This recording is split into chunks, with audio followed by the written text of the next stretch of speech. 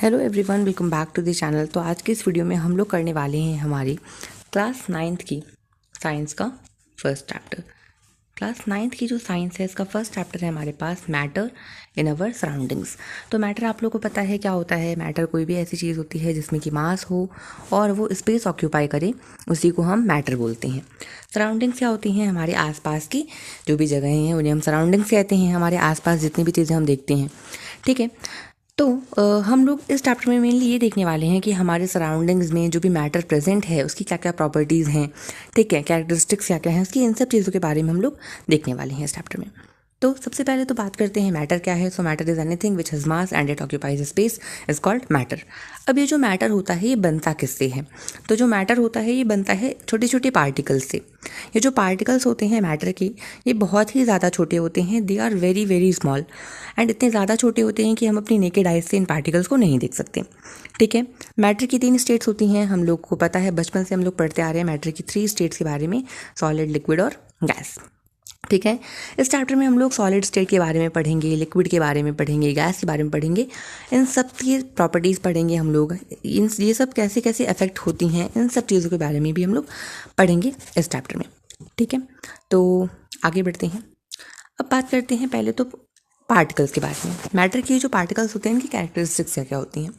सबसे पहली कैरेक्टरिस्टिक तो यही है कि ये जो पार्टिकल्स होते हैं ना, इन पार्टिकल्स के बीच में काफ़ी सारा एम्प्टी स्पेस होता है।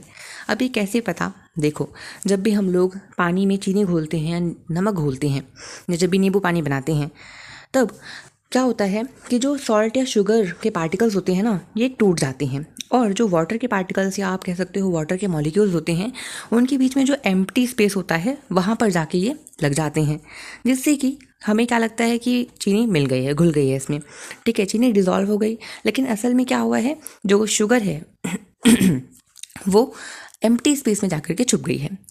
ऐसे ही एक हमारी बुक में एक्सपेरिमेंट लिखा हुआ है जिसमें कि एक बीकर में थोड़ा सा पोटेशियम परमैंगनेट मिक्स किया पानी डालकर, और उसका ही थोड़ा थोड़ा अमाउंट अलग अलग वाटर में मिक्स कर दिए गए। इसमें क्या देखने को मिला कि जो कलर है पोटेशियम परमैंगनेट का वो थोड़ा थोड़ा फेड होता गया, ठीक है, लेकिन कलर फिर भी आ रहा था एंड तक। तो ये क्या शो करता है कि भाई पार्टिकल्स जो है ना वो खुद को बहुत अच्छे से डिवाइड करते हैं, एकदम फैल जाते हैं, और एम्प्टी स्पेसेस तो होते ही हैं उनके बीच में, तो वो वहाँ पे जाकर छुप जाते हैं, अटैच हो जाती हैं। दूसरा, पार्टिकल्स आर कॉन्टिन्यूसली मूविंग। जो पार्टिकल्स होते हैं वो हर टाइम मूव करते रहते हैं। Particles of matter are continuously moving, that is they possess what we call kinetic energy. तो काइनेटिक एनर्जी क्या होती है, हम लोगों ने पढ़ा है छोटी क्लासेस में, जो भी मूविंग ऑब्जेक्ट्स होते हैं उनके बीच में काइनेटिक, मतलब उनके अंदर काइनेटिक एनर्जी होती है, ठीक है। Moving objects possess kinetic energy. तो जितने भी पार्टिकल्स होते हैं मैटर के वो कॉन्टिन्यूसली मूव करते रहते हैं। इसका मतलब क्या है कि उनमें क्या है, काइनेटिक एनर्जी है, ठीक है। As the temperature rises particles move faster. आप लोगों ने देखा होगा जब पानी उबालते हैं तो फिर पानी में बबल्स आने लगते हैं, ठीक है, पानी के जो पार्टिकल्स होते हैं वो जल्दी जल्दी मूव करने लगते हैं। तो जब टेम्परेचर बढ़ता है ना, तब पार्टिकल्स जो हैं फास्ट फास्ट मूव करने लगते हैं। तो हम ये कह सकते हैं कि अगर टेम्परेचर बढ़ेगा तो काइनेटिक एनर्जी जो है पार्टिकल्स की वो भी बढ़ेगी। यानी हम ये कह सकते हैं कि जो काइनेटिक एनर्जी है वो डायरेक्टली प्रोपोर्शनल है किसकी, टेम्परेचर के, ठीक है। Kinetic energy is directly proportional to temperature. दूसरी चीज़, the intermixing of particles of 2 different types of matter on their own is known as diffusion. तो जब हम लोग चीनी मिलाते हैं पानी में या नमक मिलाते हैं, ठीक है, जब हम लोग 2 अलग अलग मैटर्स को मिलाते हैं, मान लो लिक्विड ही मिला रहे हैं, कोई अलग अलग जूसेस को मिला रहे हैं, या हम लोग केमिकल्स मिलाते हैं, तो इसको क्या बोलते हैं, इसको कहते हैं हम लोग डिफ्यूजन, ठीक है। Next, particles of matter attract each other. तो देखो भाई, जो पार्टिकल्स होते हैं मैटर के ये एक दूसरे को अट्रैक्ट करते हैं। इनके बीच में ना फोर्स ऑफ अट्रैक्शन होती है, और ये फोर्स वेरी करती है with different states of matter, ठीक है, अलग अलग स्टेट में अलग अलग होती है। जैसे कि हम लोगों ने पढ़ा है सॉलिड में फोर्स सबसे ज़्यादा होती है ना, एकदम चिपके रहते हैं सब। फिर उसके बाद लिक्विड में थोड़ी कम हो जाती है, और गैस में तो ये बिल्कुल ही कम हो जाती है। मतलब समझ लो गैस में तो पार्टिकल्स क्योंकि बिल्कुल अलग अलग होते हैं, तो एकदम ही बहुत ही कम, ठीक है।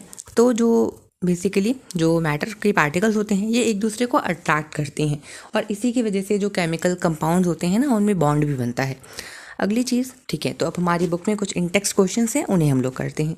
तो सबसे पहले बोला गया है पहले क्वेश्चन में, which of the following are matter, इनमें से कौन सी चीज़ें मैटर हैं। तो मैंने आप लोगों को बताया था मैटर ऐसी चीज़ें होती हैं, मैटर कौन सी चीज़ें होती हैं जिनमें मास होता है और जो स्पेस ऑक्यूपाई करते हैं, उन्हें हम क्या कहते हैं, मैटर कहते हैं। पहला है चेयर, चेयर मैटर है।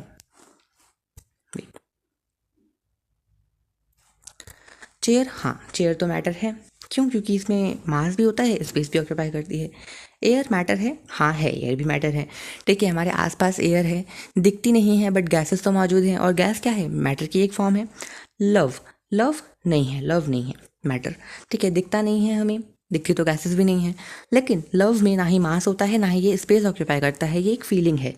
स्मेल, स्मेल अगर देखा जाए वैसे तो जो पार्टिकल एयर में होते हैं उन्हीं की वजह से हमें स्मेल आती है, लेकिन स्मेल एक मैटर थोड़ी है, स्मेल तो एक, ये भी एक तरह की फीलिंग है। हेट, ये भी एक फीलिंग है। एलमंड्स यानी बादाम, हाँ एलमंड्स है मैटर, हम खाते भी हैं, देखते भी हैं। ठीक है, स्पेस भी ऑक्यूपाई करते हैं मैटर। थॉट, थॉट यानी एक विचार, एक आइडिया, तो ये तो मैटर नहीं है। कोल्ड यानी कि ठंड, ये तो एक सीज़न है। लेमन वाटर, हाँ ये है मैटर, नींबू पानी, ठीक है पिया भी होगा आपने। स्मेल ऑफ परफ्यूम, देखो परफ्यूम की स्मेल भी किस वजह से आती है, क्योंकि जो परफ्यूम के पार्टिकल्स होते हैं वो एयर में मिक्स हो जाते हैं और हमारे नाक तक पहुंचते हैं। तो अगर इस तरह से देखा जाए तब तो फिर है, नहीं तो अगर वैसे हम स्मेल के हिसाब से देखें तब फिर नहीं है। ठीक है, तो इस तरह से भी इसका कुछ आंसर बन सकता है। ठीक है, अगला नेक्स्ट क्वेश्चन में बोला गया है कि reasons for the following observations. ठीक है, पहला क्या है, the smell of hot sizzling food reaches you several metres away, but to get the smell from cold food you have to go close. तो क्या बोला गया है कि गरम गरम खाने की खुशबू आपको दूर से ही आ जाती है, लेकिन ठंडे खाने की खुशबू सूंघने के लिए आपको पास जाना पड़ता है, ऐसा क्यों। तो देखो, जो खाना गरम फूड होता है ना, उसके जो पार्टिकल्स होते हैं उनकी काइनेटिक एनर्जी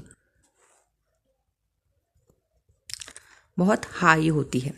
ठीक है, जिसकी वजह से वो फास्ट मूव कर पाते हैं और इसी वजह से वो काफ़ी दूर तक पहुंच जाते हैं एयर के पार्टिकल्स के साथ ही मिक्स होकर के। लेकिन अगर हम बात करें कोल्ड फूड की, ठंडा खाना जब हो जाता है तब पार्टिकल्स जो होते हैं उनकी जो काइनेटिक एनर्जी होती है ना, वो कम होती है, जिस वजह से वो ज़्यादा मूव नहीं कर पाते हैं, ज़्यादा दूर तक नहीं जा पाते हैं। तो यही रीज़न है कि जो गर्म खाने की खुशबू होती है वो दूर तक चली जाती है, लेकिन ठंडी खाने की खुशबू सूंघने के लिए हमें पास जाना पड़ता है।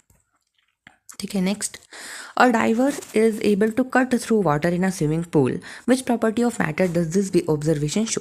देखो भाई, जो पानी होता है उसके पार्टिकल्स के बीच की जो फोर्स होती है वो थोड़ी कम होती है। यहाँ पर बोला है कि एक डाइवर जब स्विमिंग पूल में जंप करता है तो वो पानी को ऐसे चीरते हुए अंदर तक जाता है। तो मैटर की कौन सी प्रॉपर्टी यहाँ पर दिख रही है, मैटर की ये प्रॉपर्टी दिख रही है कि जो मैटर की फोर्स ऑफ अट्रैक्शन होती है वो सभी में अलग अलग, मतलब अलग अलग स्टेट में वैरी करती है। लिक्विड स्टेट में कम होती है, जिस वजह से डाइवर जब जंप लगाता है तो क्या होता है, पानी जो है वहाँ मतलब हट जाता है और वो पानी के अंदर चला गया। ठीक है, मतलब पानी को वो कट करते हुए अंदर पहुँच जाता है। तो ये इसमें एक प्रॉपर्टी दिख रही है। अगला, what are the characteristics of particles of matter. तो अभी अभी हम लोगों ने पढ़ा है क्या क्या कैरेक्टरिस्टिक्स हैं।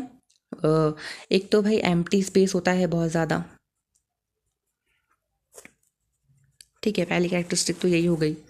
दूसरी कैरेक्टरिस्टिक, अट्रैक्ट करते हैं एक दूसरे को, अट्रैक्शन। तीसरी कैरेक्टरिस्टिक, मूव करते रहते हैं, अरे क्या हो गया, मूव कॉन्टिन्यूसली।